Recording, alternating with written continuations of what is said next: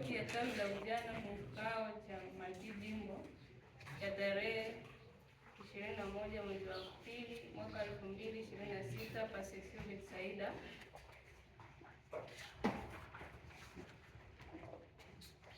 Shukrani. Nafsi yangu himidi Bwana, maana vyote vilivyo ndani yangu vilihimili jina lake takatifu. Zaburi 103 mstari wa kwanza. Baraka na mafanikio. Mpango kazi.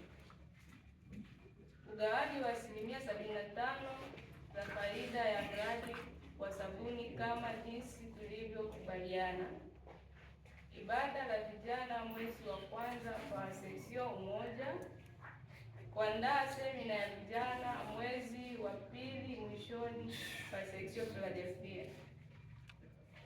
Mambo yaliyofanyika: tulifanikiwa kutumika ibada la vijana kwa seksio umoja tarehe 24 mwezi wa kwanza mwaka 2026, na somo lilifundishwa ni mtu asikufanye mateka.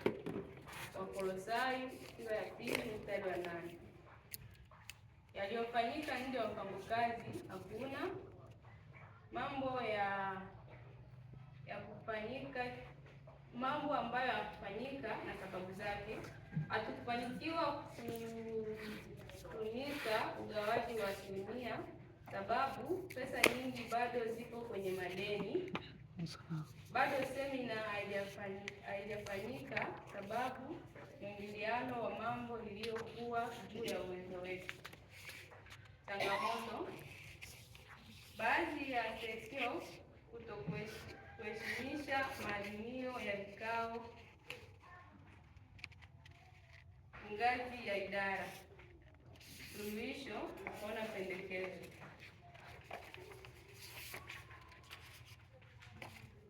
Pendekezo: kuomba viongozi tuheshimishe maadhimisho tunayokubaliana kwenye vikao vyetu.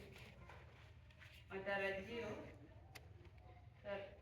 ugawaji wa 75% za faida ya mradi wa sabuni kama jinsi tulivyokubaliana. Ibada la vijana litafanyika tarehe 21 mwezi wa 3 mwaka 2026 Paseksio Beseli. Kuandaa semina ya vijana tarehe 6 hadi tarehe 7 Paseksio Philadelphia, na somo kuishi kulingana na maadili ya Kikristo. Warumi 12:1-2.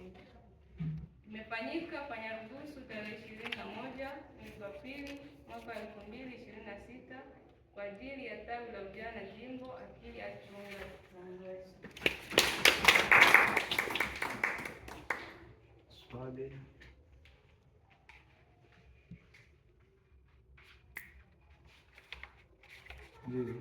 Bwana Yesu asifiwe. Amen.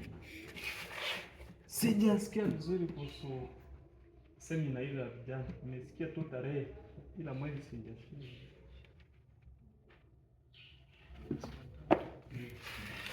Bwana Yesu asifiwe. Amen.